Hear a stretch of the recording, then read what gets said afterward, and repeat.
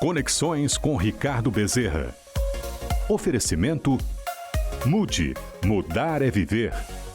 Ocean Way Riviera, o último condomínio resort pé na areia do Aquiraz Riviera. Está começando o programa mais conectado do Rádio Nacional, onde você vai conhecer a história real, sem cortes, dos principais nomes que fazem acontecer a nossa economia, com muita descontração e com aquele otimismo de sempre que a todos contagia. Está entrando no ar o Conexões comigo, Ricardo Bezerra. Lembrando que o programa é ao vivo e que você pode participar pelas redes sociais, em especial pelo YouTube da Jovem Pan News Fortaleza, isso mesmo, Jovem Pan News Fortaleza. E se você que já está acostumado comigo no meu Facebook e no meu Instagram, Ricardo Bezerra, pode nos acompanhar também com imagens. E o tema de hoje, meus amigos, nós vamos conhecer a história vitoriosa de um dos maiores e mais respeitados juristas do Ceará em todos os tempos. Advogado atuante, especialista em direito processual civil pela UFC, mestre em ordem jurídica constitucional também pela UFC, doutor em educação brasileira pela UFC, professor efetivo da Faculdade de Direito da UFC, ex-presidente da OAB Secção Ceará, ex-diretor da Faculdade de Direito da Universidade Federal do Ceará e atual reitor desta mesma respeitada Universidade Federal do Ceará. Eu estou falando de ninguém menos do que o nosso amigo, nosso irmão, professor, doutor Cândido Albuquerque, a quem eu dou o meu boa tarde. Muita honra recebê-lo aqui no Conexões, Cândido. Olha, muito obrigado, Ricardo. É um prazer muito grande estar aqui no Conexões. Realmente, esse programa seu tem sido um programa hoje que é uma referência pelo debate, pela inteligência da sua condução. E eu estou muito feliz de estar aqui com você para a gente falar um pouco aí de economia, de universidade, da vida, né? Isso é muito importante. Muito obrigado pelo convite. Eu estou muito feliz, muito satisfeito de estar aqui. Posso lhe chamar de Cândido mesmo? Pode, é óbvio que sim. Afinal, você é um menino, né? Um menino de 66 anos de idade, né? Com cara de menino. Depois vocês vão descobrir qual é o hobby dele, o que é que ele gosta de fazer, que é parecido com o meu. Mas muito legal, o Cândido é um democrata. Eu o definiria, a priori, como um democrata, um cara aberto. Fiz as perguntas que eu sempre mando antes, no tempo que eu posso, que é sábado de manhã. Ele não mudou nada. Ricardão, pode ficar à vontade, pergunte o que você quiser. E vamos em frente, Cândido, porque o nosso programa tem 1 hora de duração, mas é incrível, um problema científico, o tempo passa mais rápido às segundas-feiras. Vamos começar pelo começo? Bora. Sua família, seus pais, sua infância, seus estudos iniciais. Você era um bom aluno? Era um bom aluno. Assim, como toda criança, precisava do incentivo dos pais, né? Primeiro é o seguinte, eu nasci numa cidade muito pequena no interior do Piauí, né? Eu nasci em Corrente. Corrente é uma cidade que fica a 913 quilômetros de Teresina. Ficando muito longe. Cidade muito pequena, talvez tivesse 10 mil habitantes, se muito, naquela época.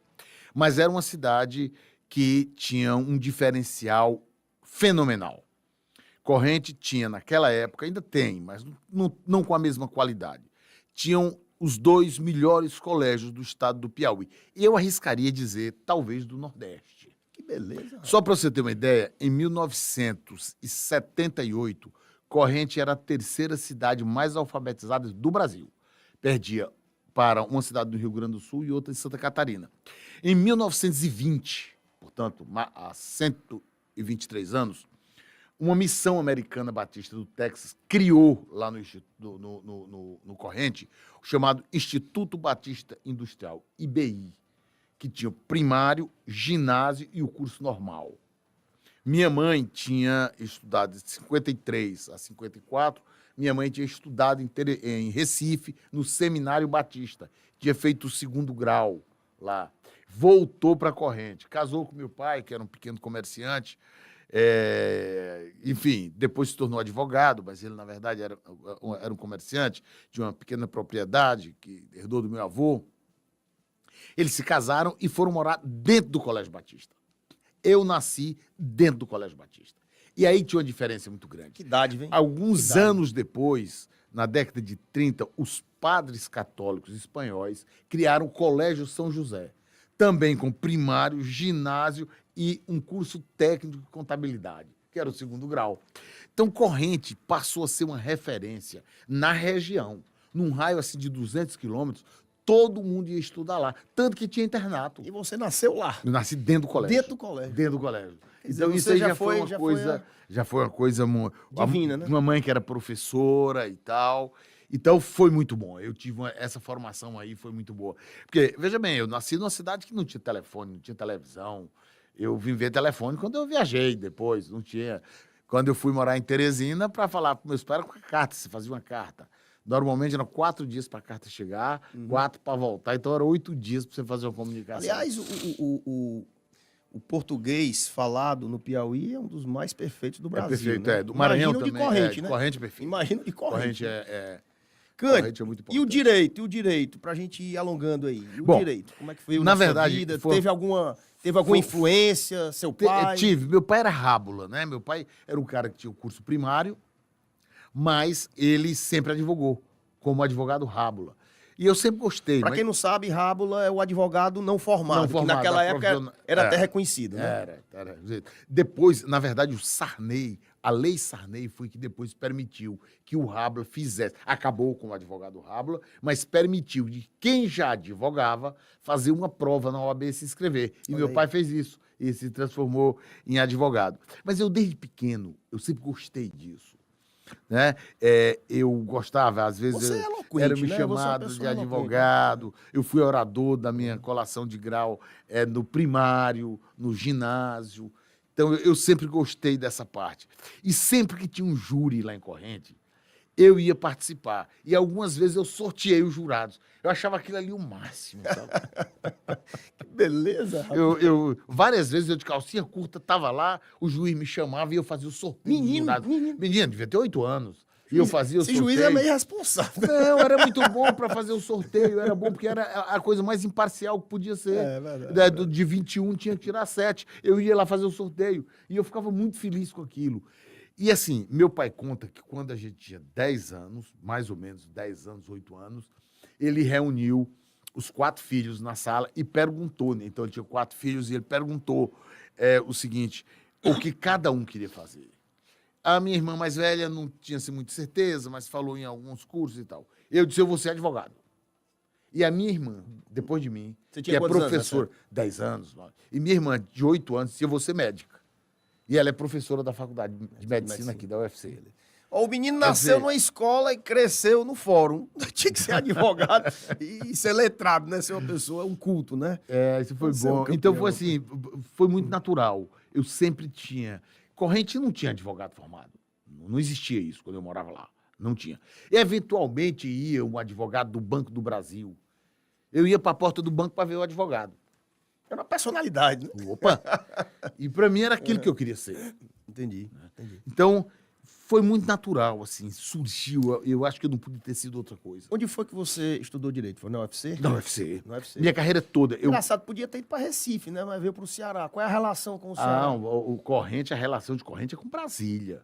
É com Inclusive, Brasília. porque Corrente é muito mais perto de Brasília do que de Teresina. E o Ceará veio como na Então, sua família? as necessidades. Eu, na verdade, tinha um tio que era promotor. A minha família da minha mãe morava toda em Teresina. E era a oportunidade de ir morar na casa de um tio para poder estudar. Quando eu terminei o ginásio, em Corrente, eu tinha que ir para algum lugar. E eu fui para Teresina, morar na casa de um tio, irmão da minha mãe. Né? E aí foi em Teresina que eu ouvi falar na UFC. E para lá veio. Aí eu me programei para vir, Sozinho. sozinho. No dia que eu disse pro meu pai que eu Prestou o vinha, vestibular aqui prestei o sozinho. vestibular tudo. aqui, sozinho. No dia que eu disse para o meu pai, eu já morava em Teresina há 3 anos, há 2 anos em Teresina. E no último ano, preparando para o vestibular, no mês de julho de 1977, eu estava de férias em Corrente, que eram 2 dias para ir para Corrente de ônibus, era uma confusão danada, não tinha estrada, o ônibus não ia direto, você tinha que ir para Floriano, pegar outro ônibus até Jugués. Eu estava de férias e eu disse para o meu pai que eu vinha morar em Teresina, em Fortaleza, porque eu queria fazer o UFC. Meu pai não entendeu nada, óbvio, nem podia entender. Por que você não vai para Brasília? Aí ele virou para mim, não, eu disse, mas meu filho, você mora em Teresina. Ah, Teresina já tinha todo faculdade. conforto. Tinha, eu morava na casa do meu tio fazendo científico. Se você tem todo o conforto, veja bem, na casa do seu tio, você tem um quarto confortável para morar, tem alimentação, roupa lavada, rapaz, você vai largar Eu tudo pensei isso. que não tinha naquela Não, época, você veio pra- tinha. Você vai largar tudo isso para ir para Fortaleza? Eu disse, pai, tudo isso é muito pouco, porque eu quero. O cara já sabia o que queria. Vocês estão percebendo aí, né? É muito pouco Desde que eu sempre, quero. desde o começo, ele tinha um foco, Óbvio ele queria ser que o meu melhor. pai não entendeu. Ele não entendeu de jeito Mas nenhum. também não negou, né? Não, Ele pelo deu contrário, força, como é que né? eu vou lhe ajudar? Eu disse, não se preocupe, eu já me programei. A universidade é gratuita, tem restaurante universitário, tem residência universitária, o governo dá um crédito educativo, e eu vou pedir esse crédito educativo, manutenção, e 2 meses lá eu arrumo um emprego, eu estou sendo aluno da UFC, Por falar eu nisso, arrumo um emprego. qual foi o seu primeiro emprego? Engraçado, meu primeiro emprego, eu sempre fui, a minha ideia foi sempre de ser empreendedor, né? Empreendedor. Então, eu, no ano que estava me formando, eu criei meu próprio escritório. Eu já comecei com a ideia de empreender. Meu primeiro emprego foi na Unifor, que eu me honro muito disso. Fui colega do teu pai lá. Claro, Nós éramos professores. Que coisa boa, cara. Meu primeiro emprego foi lá. Foi da Unifor, como professor, guardo isso com muito carinho. Que beleza. Foi o primeiro emprego que eu tive. Foi a única carteira assinada que você Única. teve? Depois fui para a UFC, que era estatutário, estatutário. que não tinha. Minha carteira só foi assinada uma vez, Que beleza, pela Unifor. rapaz. Que beleza. Que eu beleza. guardo com muito carinho isso, aliás. Cândido, você falou aqui que... Deixa eu só explicar. termina. Meu pai perguntava, mas por que o Ceará? Eu digo, por causa da UFC. Olha a vida, né? Eu queria ser aluno da UFC. Eu só queria isso. E terminou Eu como sempre me reitor da emociono. UFC, né? Mas faz parte. Esse programa é para emocionar mesmo. E esse cara que tinha uma faculdade de Direito em Teresina, resolveu ir para a UFC, porque ele queria o UFC. E hoje ele é reitor dessa universidade, mas a gente vai chegar lá se você deixar, Cândido. Se você deixar, que eu tenho 20 e tantas perguntas para te fazer, eu tô na Tranquilo, terceira, já tranquilo. estamos com 12 minutos. Já vou logo dizendo que eu vou extrapolar, porque o programa tá emocionante e vai até o fim, nem que ele ultrapasse aí os limites aí do outro programa. A sua especialidade como advogado, Cândido, obviamente o criminal, né? Sim. O criminal, mas também você é doutor, mestre em Direito Mas Processual Civil. Deixa eu te explicar. Eu comecei a perceber muito cedo. Algumas coisas eu comecei a perceber pela vida. Na universidade, que hoje eu defendo e fiz implementar a questão do empreendedorismo e da inovação como um dos fundamentos da formação do nosso aluno universitário, na minha época não tinha isso. Mas eu sempre tive a ideia de que eu deveria ser um empreendedor. Eu achava que era preciso ser empreendedor. Então, no ano que eu ia me formar, eu, então, montei um escritório com uma colega de escritório, Ângela Gurgel. Nós montamos o escritório e com o professor Luiz Portela Marcílio, que foi meu professor de Direito Penal. Então, nós 3 montamos um escritório. E eu, muito rapidamente, vi que as coisas iam caminhar para onde chegaram hoje.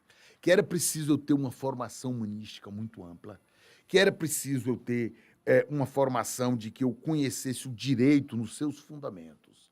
E eu procurei, então, fazer vários cursos em várias especialidades, de modo que me permitisse ser um advogado com uma cultura jurídica...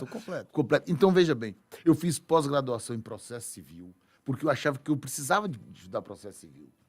Depois eu fiz fiz mestrado em Direito Constitucional, porque eu achava que a Constituição, principalmente na América Latina, a Constituição está sendo a base de tudo. Está até demais. Tem Constituição demais.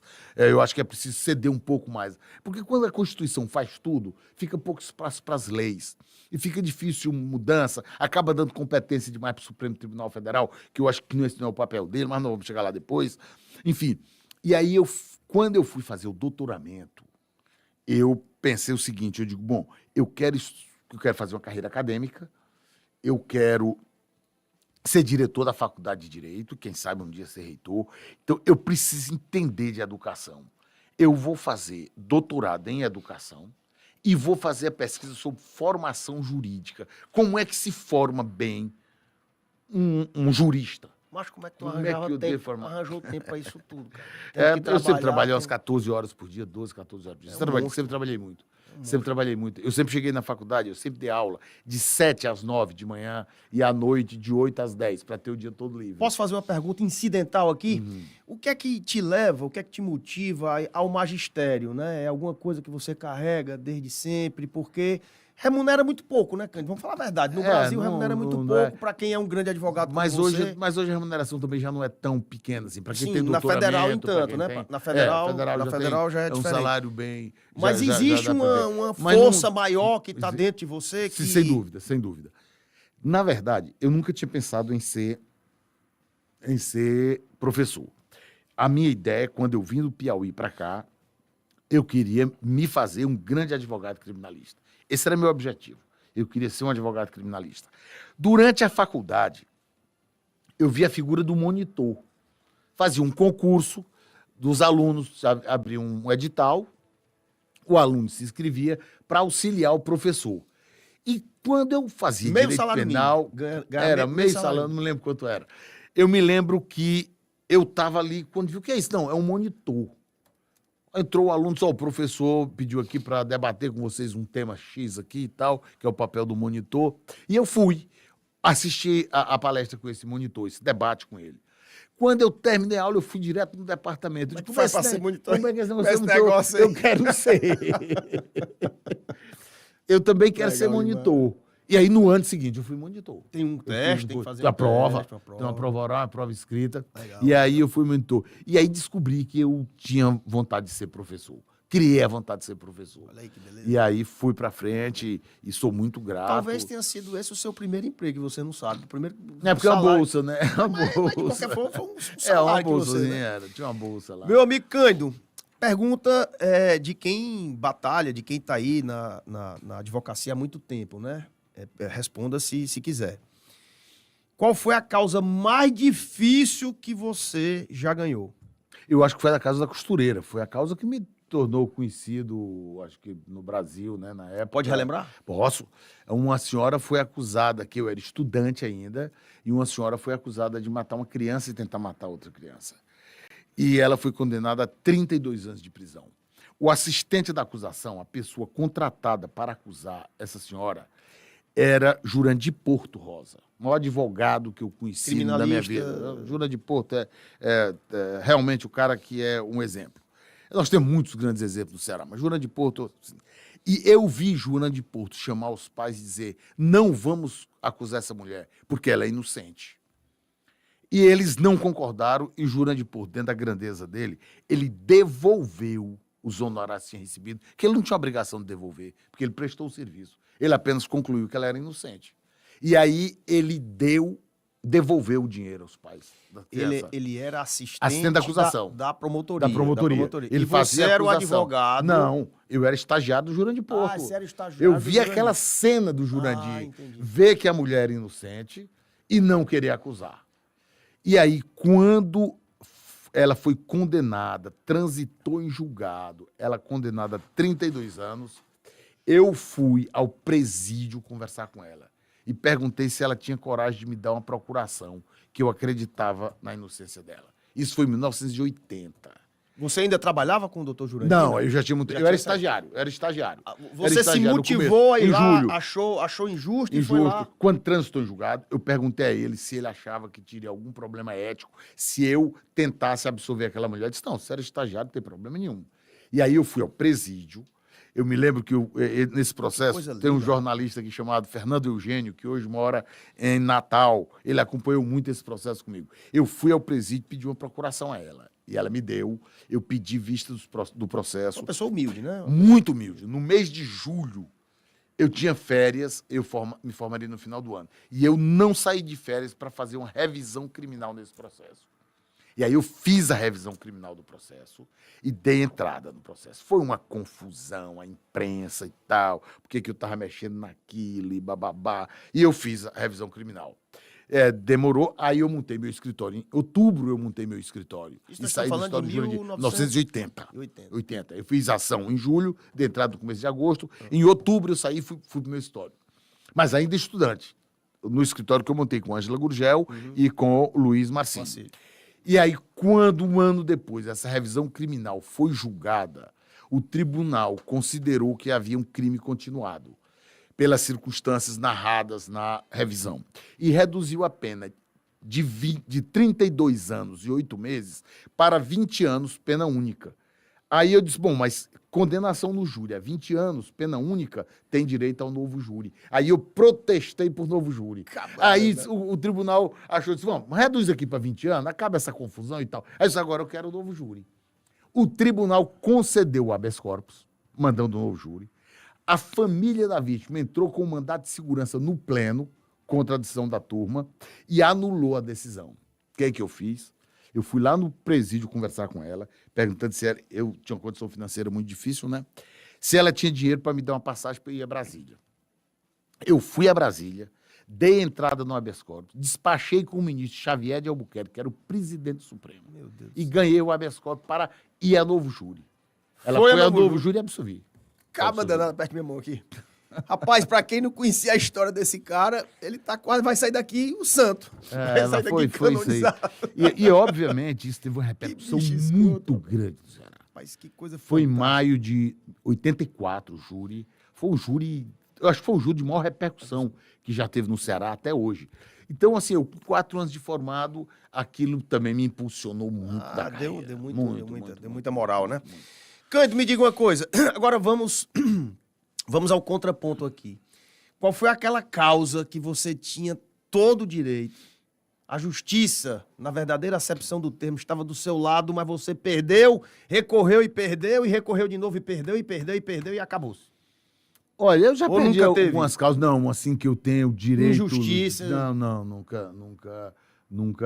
tive, não. Claro, todo advogado já perdeu causa e tal, o direito tá ali meio duvidoso, a prova não é... Você não consegue fazer uma prova e tal, mas não tem nenhum caso assim que me dissesse assim, pô, nesse caso aqui eu podia ganhar... Estou sendo injustiçado. Não tenho. Eu acredito, por isso eu acredito muito na justiça. Porque, assim, você sempre que entra com uma causa, você acha que seu direito é seu. Mas o outro lado também acha. Né? Então, a gente precisa ter muito cuidado na hora de julgar o julgamento. Porque o ruim é quando a gente quer julgar o julgamento. Ah, porque o juiz fez isso. Então, o juiz não pode empatar a causa. Ele vai ter que julgar para um lado ou para o outro. Então, eu procuro sempre entender, assim, eu não me lembro, assim, de um caso, assim, que dissesse, não, o direito era muito líquido aqui. E perdi. Não me lembro. Realmente não tenho. Na sua opinião, rapidamente, quais são os principais atributos de um bom advogado? Bom, primeiro é ter... Acho que são 2 atributos, assim, que são... Ou 3, eu diria 3. Primeiro é cultura. Tem que ter cultura jurídica. Tem que ter coragem pessoal. E tem que ter ética. Se tiver esses 3... Será um bom advogado. E vontade de trabalhar, não tem como dar errado. Não tem erro, não tem. Com um detalhe, nós não temos hoje, com a virtualização dos processos, espaço para o advogado mediano. O advogado agora tem que ser muito bom. Tem que ser bom. Porque o debate passou a ser muito jurídico. A prova, de uma maneira geral, ficou muito fácil de ser feita, porque o mundo está todo aí nas nuvens. Então, você quer provar uma coisa, é muito fácil. Você tem que ter um argumento jurídico. Então, assim, por isso eu digo muito aos meus alunos, leiam filosofia, antropologia, sociologia, literatura, seja culto, porque isso ajuda você a compreender os fenômenos humanos e enquadrá-los na lógica jurídica. Então, eu acho que quem estuda, quem se dedica, e não adianta você querer só estudar comentário ao Código Penal. Você tem que estudar as teorias, a teoria da ação, teoria disso, teoria do direito penal, teoria de tudo. Você tem que ter uma noção teórica, tem que ter uma base teórica muito grande. Então, a leitura... Por exemplo, as pessoas dizem o seguinte, vou até fazer aqui uma brincadeira que eu digo muito com os meus alunos. A inteligência artificial não vai substituir o advogado, mas o advogado... com inteligência artificial, vai substituir o que não sabe o que é inteligência artificial. Essa é a diferença. Você não precisa ter medo da inteligência artificial, porque ela não vai substituir o advogado de jeito nenhum. Mas o advogado que não souber trabalhar com inteligência artificial será substituído pelo advogado que sabe trabalhar com inteligência artificial. Então, ela é uma ferramenta sua. Né? E isso vale para todas as áreas. Posso fazer um teste com você aqui ao vivo? Quero ver se você é danado mesmo agora. Relembrando aqui o nosso, de saudosa memória, professor Arnaldo Vasconcelos. Grande Arnaldo Vasconcelos. Explica aí a teoria tridimensional do direito. Não, tô Não, mas eu ria. Não, tô frascando, não faço isso não, pelo amor de Deus. Senão se lasca aqui. Eu nunca entendi esse troço. Não, mas é porque o Arnaldo, ele é da teoria egológica do direito, né? Ele era seguidor do Carlos Cotes, que é um argentino. E ele fazia oposição ao Kelsen, né? A teoria pura do direito do Kelsen. Então havia sempre uma disputa muito engraçada entre ele e o Valmir Pontes Filho. O Valmir kelseniano e o Arnaldo do direito ecológico, né? E eles fazem umas diferenças que são muito técnicas, que não daria para discutir aqui. Você tá vendo que o Caba sabe mesmo, né? O Caba sabe mesmo. Na sua opinião, quais são os principais atributos para um bom juiz? Eu acho que são os mesmos. São os mesmos. Com certeza, com certeza. Não tem... O jurista é a base de tudo. E eu vou lhe dizer por que eu estou fazendo isso. Vou tentar comprovar isso. A pessoa que faz, se você chegar e dizer, fulano de tal fez engenharia, ele é o quê? Engenheiro. Não vai perguntar outra coisa. Fulano de tal fez medicina, ele é o quê? Médico. Fulano de tal fez enfermagem, ele é o quê? Enfermeiro. Fulano de tal fez direito, ele é o quê? Nada. Ele tem que ser um jurista. Mas ele não é nada profissionalmente. Para ele ser advogado, ele tem que fazer o exame de ordem. Para ele ser juiz, ele tem que fazer o concurso para juiz, para promotor. Então, o que você tem que formar? Como diz o Mangabeira Unger, você tem que formar um jurista, uma pessoa culta. Então, quem se forma em direito é o quê? Um culto. Ele tem que ser culto, ele tem que ser jurista, ele tem que ter um largo conhecimento intelectual. E aí depois ele vai se especializar no que ele quiser. Se ele vai ser juiz, deve fazer a escola da magistratura e tal. Então, se você tem na matriz de quem forma direito, porque, profissionalmente, você quando termina direito, você não tem uma profissão. Você não tem ainda uma profissão. O que você tem, na verdade, o que você deve ter é essa base teórica. Você deve ser um intelectual. E aí você escolhe o que você quer fazer. E nesses dois casos precisa a mesma coisa. Ética. Precisa ter a mesma coisa, coragem, não é? Estudo. Não tem Conhecimento. É o mesmo elemento. Cândido, você já foi presidente da OAB, secção Ceará, portanto você participou de uma eleição, digamos, classista. Nesse sentido, eu te pergunto, você é ou já foi filiado, e aí eu já estou entrando aqui na política, na situação do país de hoje, você é ou já foi filiado a algum partido político? Como é que você se define em termos ideológicos, político-ideológicos? Bom, eu já fui filiado, sou filiado a partido político, sim, pretendo continuar afiliado, eu acho que isso é exercício de cidadania. Pode dizer qual é o partido? Eu estou no PSD hoje, mas assim, eu na verdade, aí vem uma crítica, né? Eu acho que nós não temos nenhum partido político identidade do Brasil, nenhum. Antes até dizia que o PT era, hoje eu não acho que ele seja. Eu acho que não é. Eu acho que nenhum mais. Então, eu acho que nós precisamos amadurecer para começar a ter partidos políticos que tenham identidade programática. Não chamaria nem de ideológica, porque hoje você vê que não tem mais aquela história extrema-direita, extrema-esquerda. Acho que não tem espaço para a extrema-direita nem para a extrema-esquerda. Está todo mundo caminhando pelo centro. Agora, como construir esse centro? Porque o que se discute no mundo hoje é um modelo de desenvolvimento dos países. É isso que se discute. Qual é o modelo que dá certo? Modelo, por exemplo, eu defendo o modelo da tríplice hélice, que é o que eu tentei implantar, por esse motivo recebi a medalha da FIEC, né? Que muito me honrou, porque eu acho o seguinte, que o modelo de desenvolvimento ideal é aquele que envolve a academia, desenvolvendo as tecnologias, o Estado criando a infraestrutura física e legal para o desenvolvimento e o empresário fazendo empreendedorismo, que é o papel dele. No mundo inteiro, onde se desenvolveu esse programa, durante o período que o Camilo era governador, e nós participamos da questão do hidrogênio verde, eu sempre discuti o seguinte, o papel do Estado aí é criar a infraestrutura para funcionar. Ou seja, nós temos que ter boas estradas, um porto bem adaptado e mais, temos que ter toda a regulamentação legal. Como é que vai ser a questão ambiental? Como é que vai ser a questão tributária? Esse é o papel do Estado.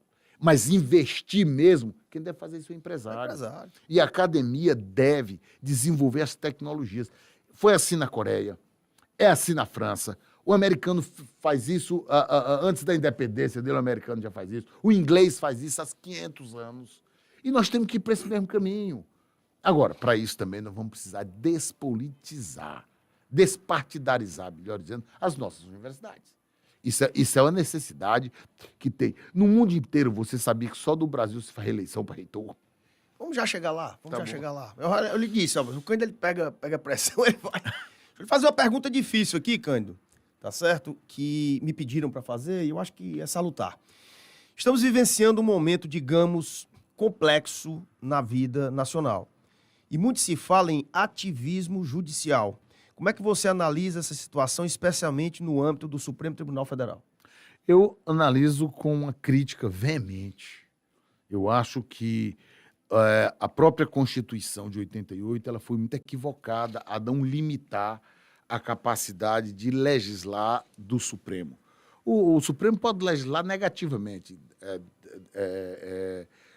declarando inconstitucional uma norma, como fazem a Suprema Corte ou as cortes constitucionais mundo afora.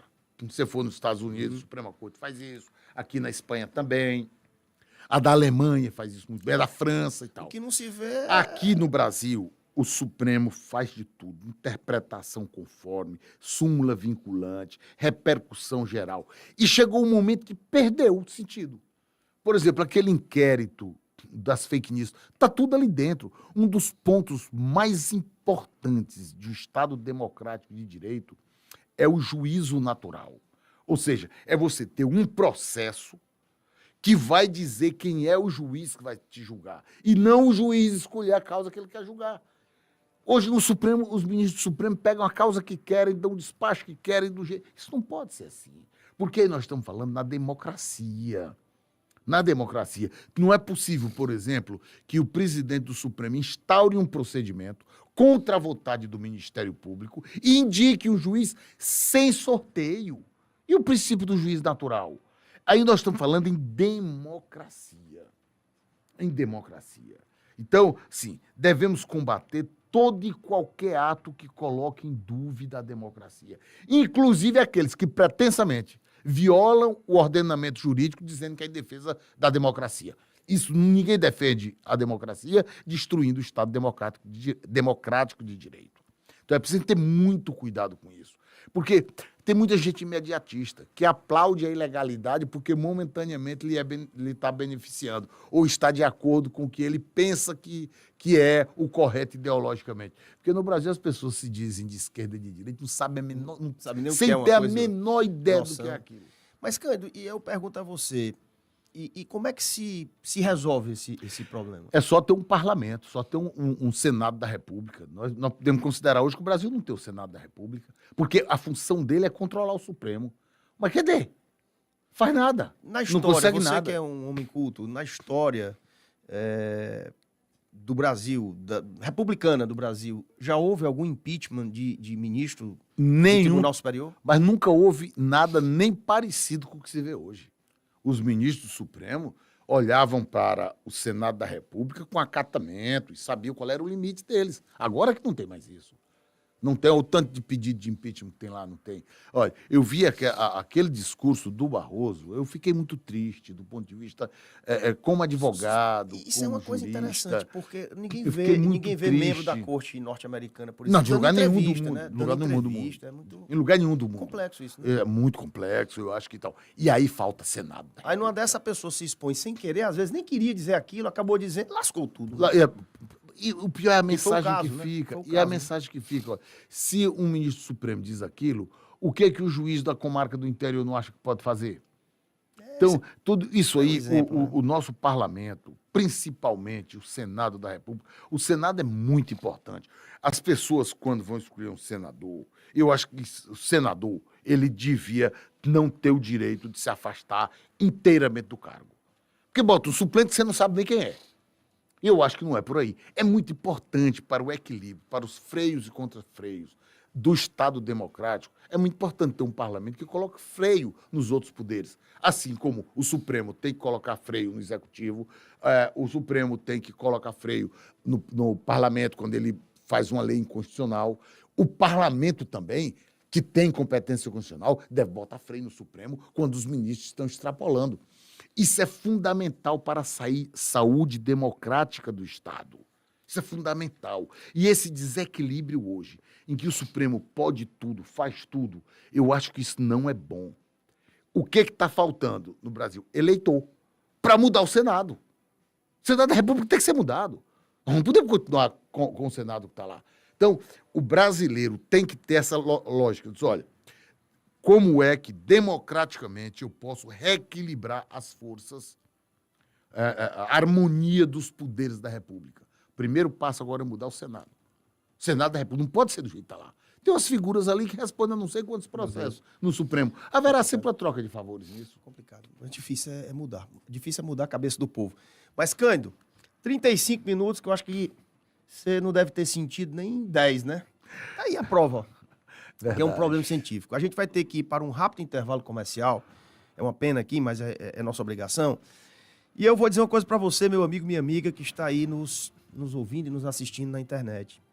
Você tem que aproveitar esse momento histórico aqui do rádio cearense que vai para a TV no próximo domingo. Porque se o doutor Cândido, ele cobrasse caro para fazer essa palestra de vida e profissional e de opinião que ele está dando hoje aqui para a gente, eu seria capaz de pagar e pagar caro. E ele está fazendo isso para você de graça e ao vivo aqui. Ele saiu do escritório dele para estar aqui conosco, com vocês. Então aproveite cada segundo desse programa. A gente vai para um rápido intervalo. Eu já vou logo dizendo para a Gaída e para o Miguelzinho que eu vou extrapolar uns 10 minutos aqui, porque eu tenho que extrair o máximo da inteligência desse cidadão aqui. A gente volta já já. Você ainda pode ter um imóvel pé na areia no Aquirás Riviera. Chegou Ocean Way, um condomínio resort com unidades a partir de 297 mil, no último terreno pé na areia do Aquirás Riviera. Mudar não é ter uma nova paisagem, é ter um novo olhar. E é isso que move a vida. Mudar do não para o sim. Mudar do lugar comum. Mudar de ideia. Mudando, você cresce e fica gigante. Do tamanho do que sonha, do tamanho do que ama, do tamanho do que deseja. E é de mudança em mudança que os caminhos do mundo vão se abrir. Mude. Mudar é viver. Você ainda pode ter um imóvel pé na areia no Aquirás Riviera. Chegou Ocean Way, um condomínio resort com unidades a partir de 297 mil, no último terreno pé na areia do Aquirás Riviera. Especial, histórico, eu diria, porque nós estamos conversando aqui com essa figuraça, esse craque, esse gênio chamado Cândido Albuquerque, magnífico reitor da Universidade Federal do Ceará, advogado atuante e um sábio, um grande jurista. Se ele me permitir, professor Cândido, eu vou mandar aqui um alô aqui para os ouvintes, tá? Deixa eu começar aqui com o Antônio José da Normatel, nosso bombinha. Ô, meu amigo. Ele tá sendo curto e grosso. Ele disse só assim, ó, você está agarrado com o cabra bom demais. Aí eu recebi aqui uma mensagem também do meu amigo Ricardo Cavalcante, rapaz, presidente da FIEC, ele disse assim, amigo Ricardo, boa tarde, eu estou decolando em instantes para Brasília e não poderei acompanhar o seu programa, mas peço de já um grande abraço ao reitor Cândido Albuquerque pelo excelente trabalho realizado à frente do UFC. Ele trouxe uma grande aproximação com a indústria e o Ceará irá colher muitos frutos desse grande trabalho. Parabéns, Cândido. Forte abraço para você. Obrigado. Ricardo Cavalcante. Agora, eu vou mandar aqui um alô. Eu queria que você dissesse um número aí, o professor Cândido. Diga um número aí. 22. 22, né? 22, vamos lá aqui. Cadê o meu amigo Clébio? Peraí. Vamos lá. Então eu vou chamar 22 nomes aqui. O primeiro deles é o nosso ouvinte mais assíduo aqui, o Patriolino Dias de Souza. Oh, meu amigo. Nosso patrão, presidente do Sinduscom. Calilzinho Otoshi, que é outro. É o corretor mais antigo do mercado imobiliário. Ele tem 120 anos de mercado imobiliário, se você não sabe. Tá. Sabia não. Vai contando aí, Cândido. 2, né? Emanuele Rodrigues, Marcelo Fradique, Gabriel Mensurato, Matheus Bechara, Haroldo, Ana Priscila, Alex Marinho, Jennifer Hart, Alex Marinho, Construtora Reale, para o pessoal da Reale, abraço para vocês, Haroldo Euclides, Fernando Dias de Souza, um abraço, Fernando, Marcelo Cândido, Roberto de Jesus, Magno Menezes, Ramon Holanda, Jader Diniz, Thales Hilton, Jackson Girão, Papu, grande abraço pra você, grande Jackson, da família Girão. Lula Alcântara, aliás, um abraço pro meu amigo, né? Bruno Girão. Lula, grande abraço pra você. Fariston Júnior, Paulo Ferreira, Davi Montenegro, quantos? Se perdeu, 23, né? né? 23. Então vai me dar logo os 30. Lavaneri Vanderlei, a Piguana. Um abraço pra você. Marcos Meirelles, Andréa Saldanha, Sérgio Pinho, Lucas Colares, Gustavo Bruno, Caíto Oliveira, Elano Bastos, Ana Cláudia. Quantos já, macho? Aí Quer tá me matar? Vou 29, passar o tá programa todo 29. falando. Meu amigo Cândido, você tá dando um ibope danado. Que bom. Vou lhe chamar agora toda segunda-feira. viu? Generosidade dos amigos. Grande abraço a todos. Cândido Albuquerque, você é a favor da vitaliciedade nos cargos dos tribunais, desde o desembargador até o ministro do Supremo? Bom, vamos lá. Primeiro eu queria agradecer a generosidade das palavras que você disse a meu respeito. Claro, a amizade, eu acho que a amizade aí tá falando mais alto do que a razão. Mas é bom a gente ouvir esse carinho todo. Não, eu acho que a vitalicidade hoje é um equívoco. A vitalicidade, eu acho que deve ter estabilidade. Vitalicidade, não. Eu acho que ninguém deve ser vitalício. Eu acho que, assim, por exemplo, eu sou professor da UFC há muitos e eu tenho estabilidade.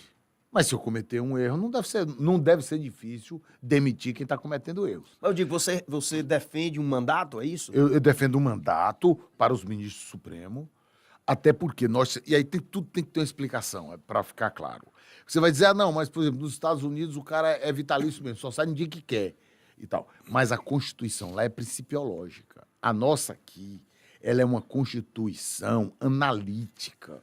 A nossa Constituição trata de tudo.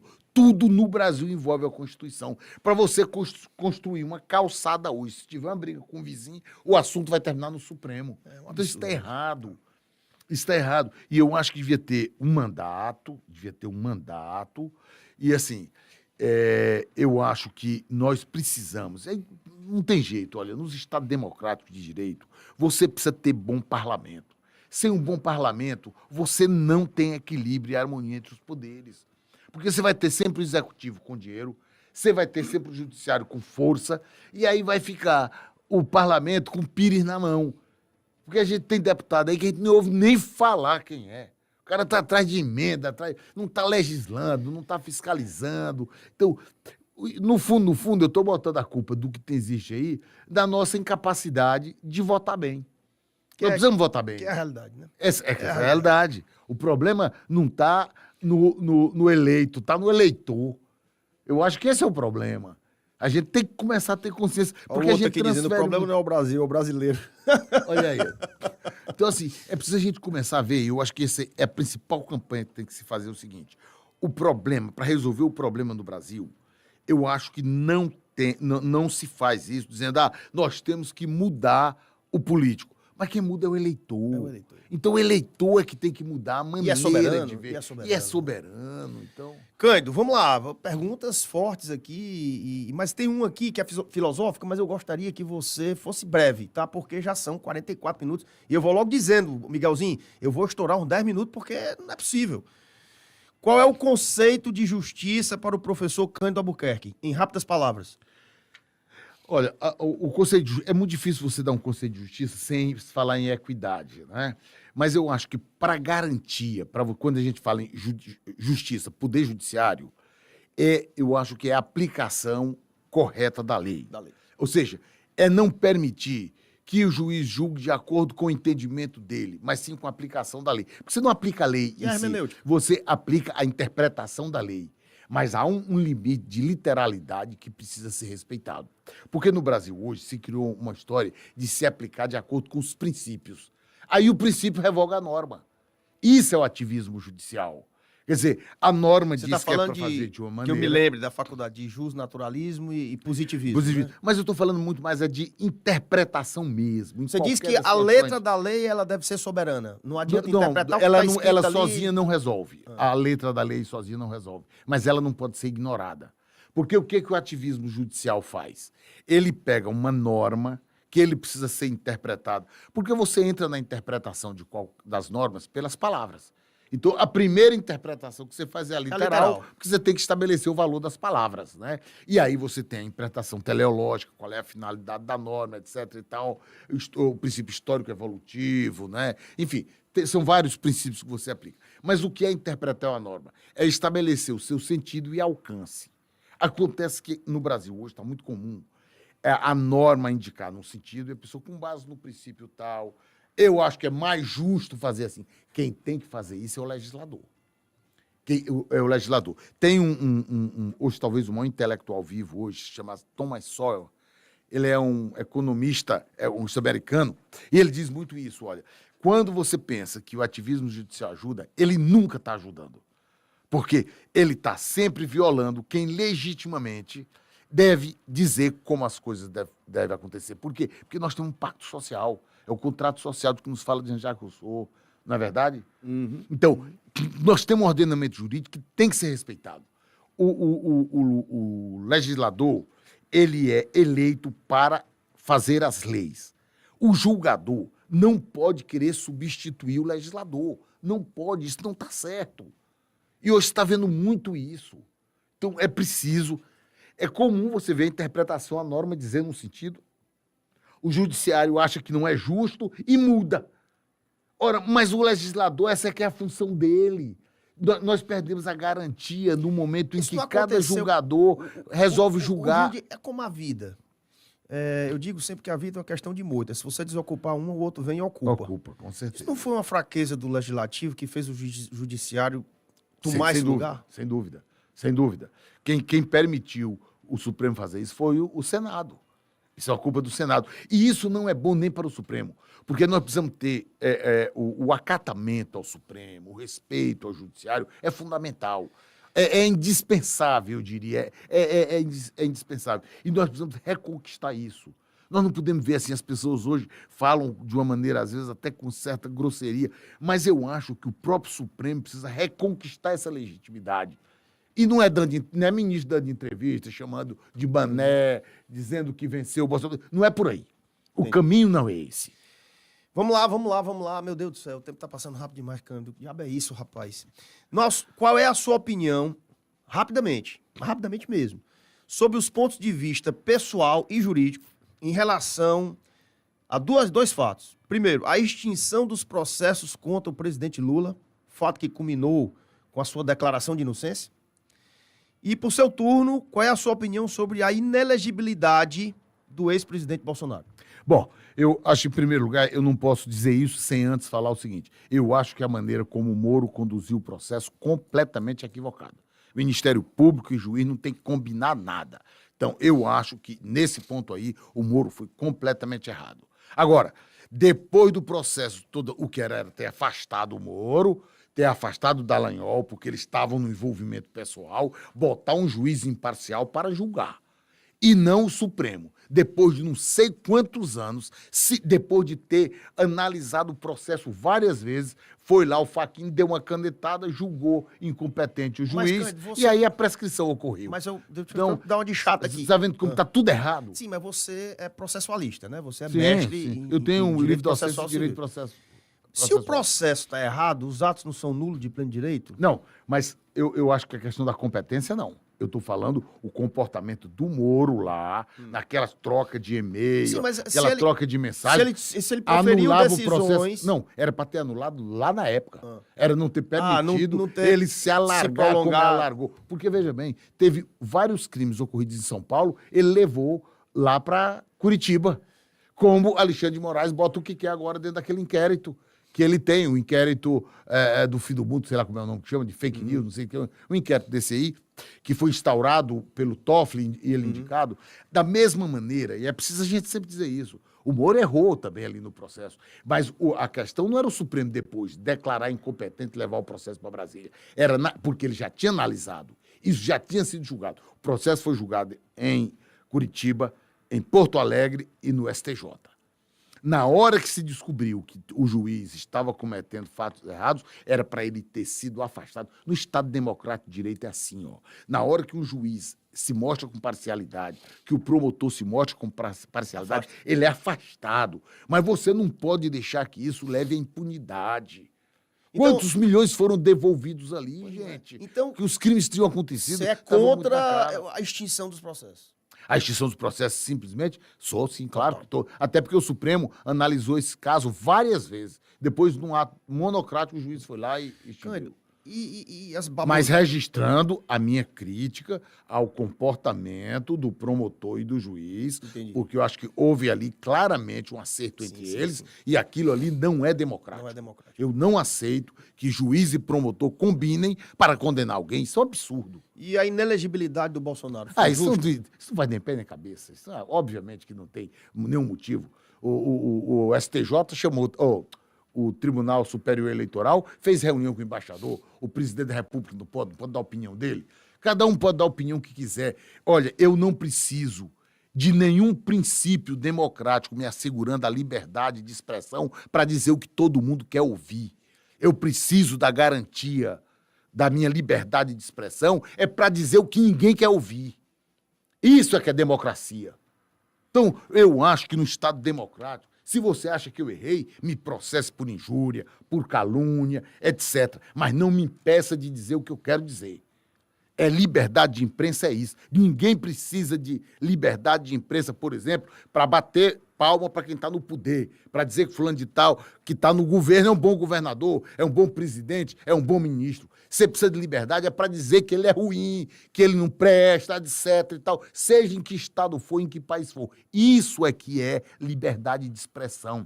É você poder ser contra-majoritário. É você dizer, eu não concordo, eu não confio na urna. Quem quiser dizer que diga, eu confio. Mas quem não quiser que não confie. Isso é uma liberdade. Pelo fato de que eu, Cândido Albuquerque, eu confio nas urnas. Realmente confio. Mas acho que todo mundo que quiser tem o direito de dizer que não confia.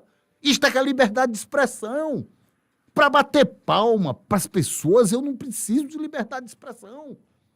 Então, eu sou contra essa história de dizer que quem está criticando a urna eletrônica é contra a democracia. Não.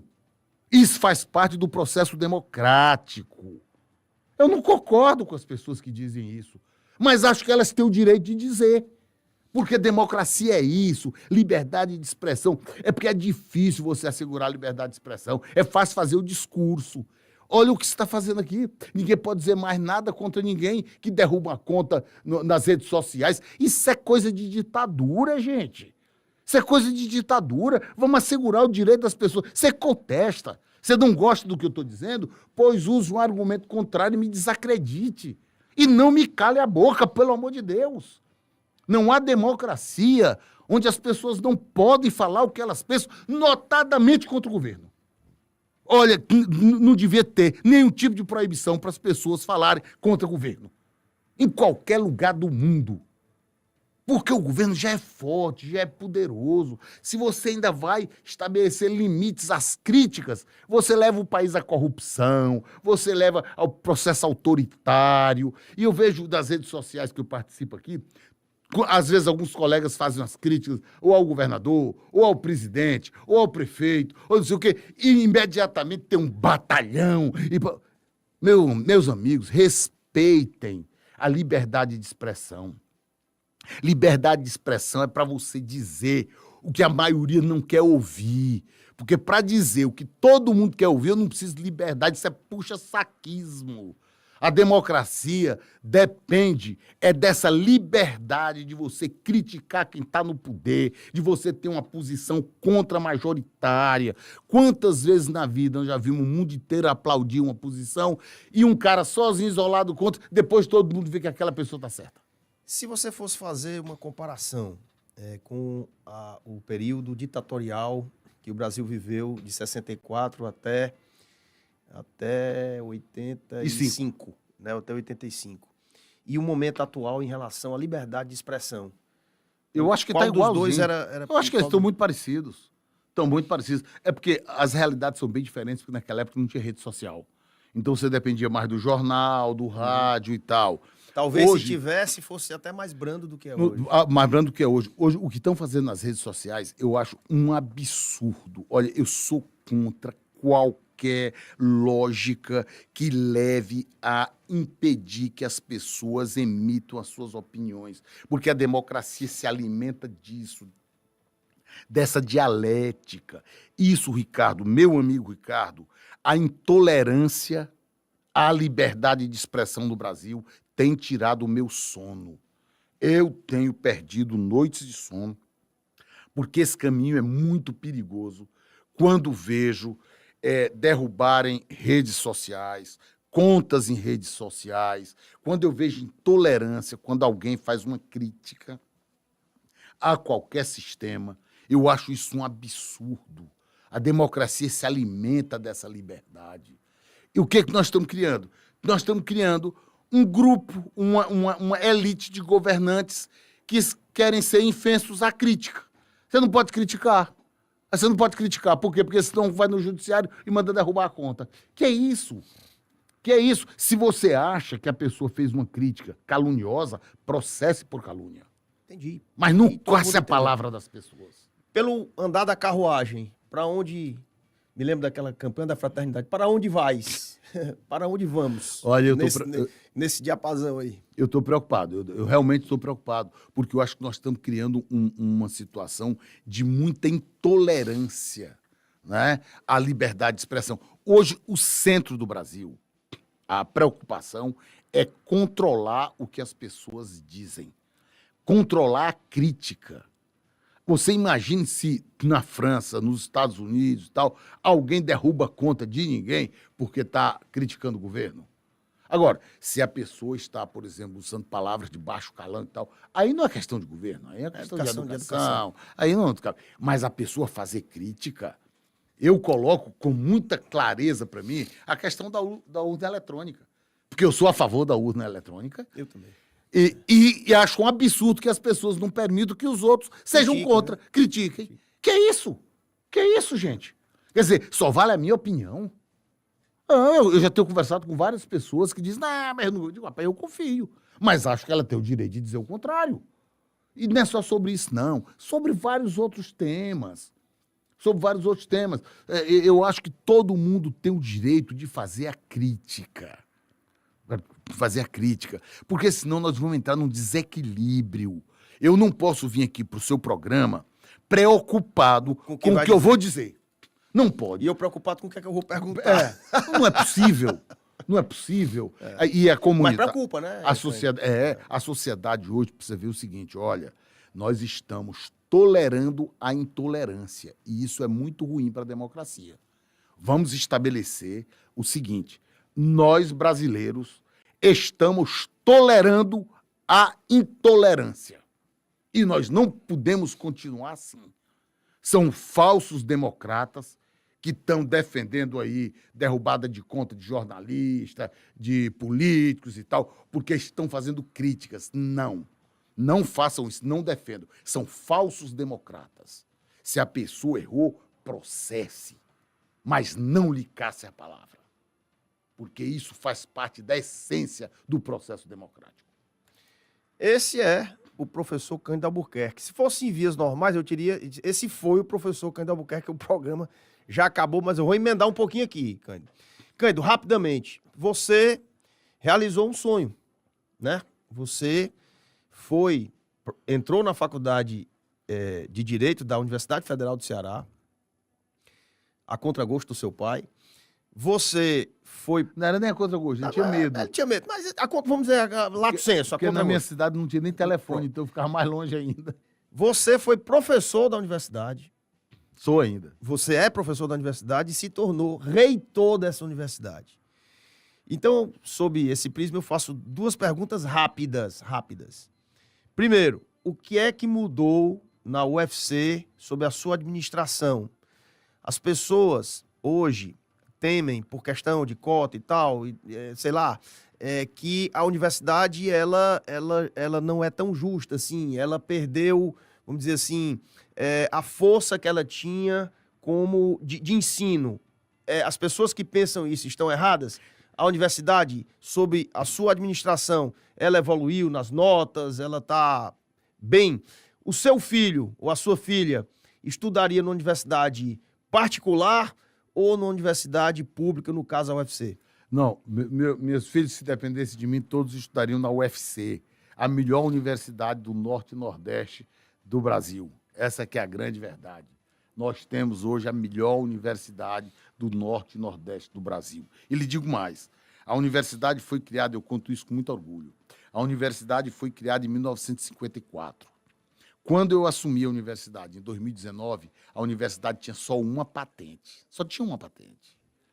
Passados 4 anos, nós temos 45 patentes. Ou seja, se você dividir, foram 11 patentes por ano contra uma em 65 anos. Isso já mostra bem o que é a universidade. Olha aí, Caracas. Caracas é o rei das patentes aqui no Ceará. Cara, Olha, eu conheço a demais. UFC já tem mais patente que você, viu? Tem. Você vê, vocês não sabem como me incomodava, por exemplo, quando eu comparava a UFC, por exemplo, com uma universidade como Campina Grande, que era muito mais nova e tinha muito mais patente do que a UFC. E eu acho que... Eu posso dizer que eu saio da UFC nesses 4 anos com a consciência absolutamente tranquila. Que fez um com grande trabalho. Dever cumprido. Por quê? Eu recebi a universidade com 50 e tantas obras abandonadas, um campo fechado, o campus universitário Itapajé fechado. Hoje funciona tudo. Nós recuperamos.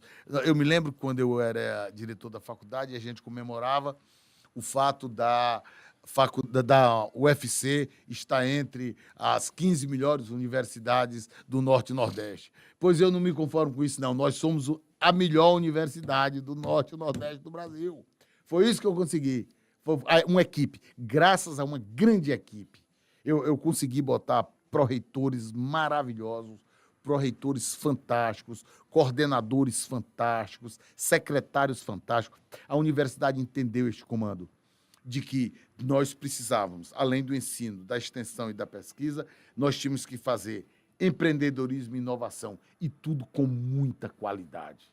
A UFC hoje é uma referência mesmo, pela capacidade que ela cresceu. Eu fui feliz, foi muito bom ter ficado 4 anos lá. Melhor... Eu acho que é o tempo suficiente. Não quer se reeleger? Não quer nem concorrer? Nem concorrer, não. Eram 4 anos mesmo. Eu acho que é o tempo suficiente para dar oportunidade. Eu acho que não devia haver nem reeleição nas universidades federais, não devia haver reeleição, porque eu acho que 4 anos é o tempo suficiente. Você dá oportunidade a outros colegas, etc. e tal. 4 anos eu acho que é um tempo muito, muito bom. Sua paixão, para terminar, sua paixão pela aviação. Para quem não sabe, o comandante Cândido Albuquerque também é um grande piloto, né?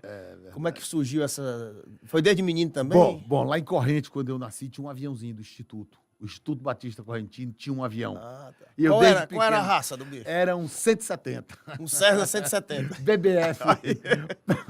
Papá, BBF. Bravo Fox. Bravo Fox. Olha aí, gravou até o prefixo. Bravo Fox, era um 170. E aí esse bichinho aí... Voei muito dele quando era menino de calça curta. Ele saía da aula, à tarde ficava para fazer o dever, ia lá pro hangar quando eles iam numa fazenda. E a gente ia junto. Os meus amigos eram os filhos dos americanos, do piloto e tal. E a gente estava sempre por ali, então, uma coisa que eu sempre gostei. E eu resolvi que queria ser piloto também, sempre gostei disso. E hoje eu sou piloto, tenho as carteiras em dia, eu posso Você sair daqui PP, agora. IFR ou VFR? Não, eu sou VFR. Eu já fui IFR, eu já fiz comercial, hoje eu não sou mais nada. Porque assim, eu só vou só o prazer. É só o prazer, eu só vou pra mim. Quando então, você voa, você sempre voa com copiloto? Ultimamente, sim, porque eu tô voando muito pouco. Porque a universidade me consome muito mesmo. Mas eu agora, quando sair, né, vou entrar num período sabático, eu vou voltar a voar. Porque assim, você quando passa algum tempo, Ricardo, sem voar, você perde um pouco o manejo. E eu senti que eu perdi esse manejo. Mas eu vou, a partir agora de agosto... Tacou o quingué no chão?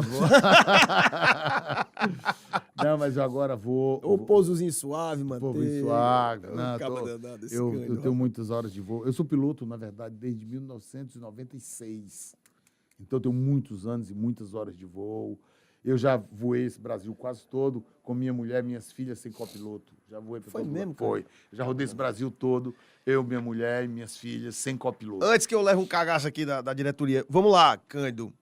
Você se considera um homem realizado? Totalmente realizado. Pela família que eu construí. Acabaram seus sonhos ou ainda tem sonho? Não, tem muitos, rapaz. Tem muita coisa ainda para fazer. Diga um deles. Não, tem muitos aí. Eu acho que ainda posso contribuir muito, quero contribuir muito. Tanto na iniciativa privada quanto na pública. Eu já tenho sido Pretende se candidatar candidatado a algum cargo do legislativo? Eu não sei, isso tudo depende muito de como é que os astros vão se alinhar, né?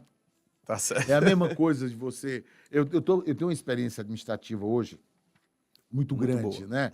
Então, assim, eu tenho sido sondado na esfera administrativa para conselhos, essas coisas assim, porque eu tenho uma visão empresarial muito, muito nítida que eu tenho, mas tudo isso eu estou ouvindo e guardando. Propostas para me candidatar, eu Tem também inúmeras, ouço né? e guardo, e vou guardar. Eu acho que agora eu preciso também tirar umas férias, né? Depois de com 4 certeza. anos aí de... Aguentando Mas eu vou. porrada. Mas eu sou realizado assim, porque eu acho que eu construí uma família maravilhosa, né? Minha esposa Rebeca, minha filha Beatriz, Carolina, Isabela e Catarina, né? Formam a 4 mulheres? base, 4 mulheres maravilhosas, né? E lá em casa eu perco tudo. Se botar na votação, eu perco tudo, né? Porque é a mulher e 4 filhas, são 5. É 5-1. E normalmente elas não têm a menor. Deus te dê bons genros, viu, Cândido? Deus me dê bons Deus te dê gêmeos. Já bons temos gêmeos. 2 bem encaminhados aí. São Deus me gente boa? ajude. É, São gente boa? são. Temos 2 gêmeos maravilhosos. Isso aí, isso é muito bom, né? Então, Bom lá em demais. casa, assim, tinha 4... Minhas 4 filhas, minha esposa e tal, e aí elas adquiriram 2 cachorras e tal. Aí um dia, na rua, eu encontrei um cachorrinho com 2 dias de vida, pequenininho. Aí eu vou levar pra casa. Tem que ter um companheiro meu lá. E levei o cachorro Levou pra o casa. cachorro, tem É 3? o Zeca. Tem 3. É isso, Tem mas 3, tem 3. pelo amor de Deus. O cara tem 3, cara. Eu tenho um que não aguento mais, o desgraçado. Não. Você tem 3. Eu sou apaixonado pelos mas- cachorros. Eu gosto A muito. gente se apaixona, É o né? Zeca, a Lola e a Zara. Ei, rapaz. Haroldo Euclides, Thiago Gabriel, Silvio Oliveira, são mais de 120 que mandaram aqui alô pra você. Ô, amigo, Aparecendo, né? Aparecendo. Obrigado. E um abraço pra vocês. Foi um programa realmente sensacional. Estouramos aqui 7 minutos. Eu vou terminar com a última pergunta pra gente fechar o programa. Lembrando que o programa do Professor Cândido vai ao ar neste domingo, 8h30 da manhã, na TV Cidade, no Conexões na TV. Cândido, do alto do teu nome conquistado durante tanto tempo e de muito trabalho, de tudo que você já conquistou da tua experiência profissional, como gestor, como advogado, qual é o conselho que você daria aos jovens, aqueles que estão te ouvindo e não são teus alunos, não tiveram essa oportunidade?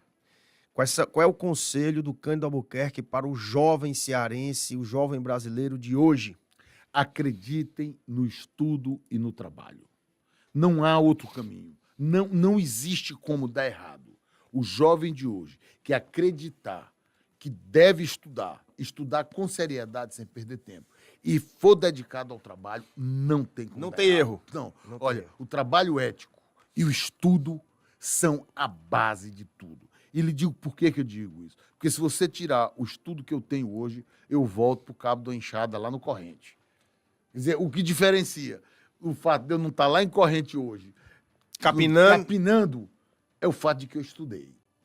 Então, a escola muda tudo.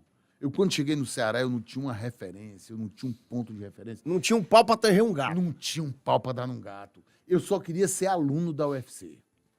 Eu vim para o Ceará para ser aluno da UFC. Hoje eu sou reitor da UFC. E foi tudo estudo e trabalho. Então, estudo e trabalho. Eu até brinco com o professor Paulo Elpidio. O professor Paulo Elpidio, para mim, é um dos maiores intelectuais que tem o Ceará.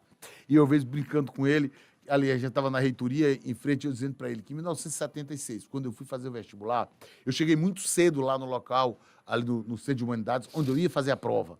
E eu fiquei na frente da universidade, olhando para a universidade, pedindo a Deus para ser aluno. Olha aí. Eu só queria ser aluno da universidade. Era só isso que eu pedia a Deus. E recebi muito mais. E o Cândido Albuquerque, ele é a prova viva do empreendedorismo. De que com dedicação, com trabalho, no caso dele foi o estudo, né? E com crença nos seus sonhos, você pode chegar lá. E ele é a prova viva de que chegou lá. Por tudo que ele disse aqui, esse obrigado programa pela vai ficar para a generosidade. história, vai ficar para a história. Você... Eu acho que quem tá triste assistir esse programa termina ele feliz. Às vezes as pessoas pensam que não podem realizar seus sonhos, que não podem chegar lá. O cara chegou. O cara veio do interior de Teresina querendo vir para a UFC para ser aluno, rezando, pedindo a Deus, meu Deus, deixa eu ser aluno.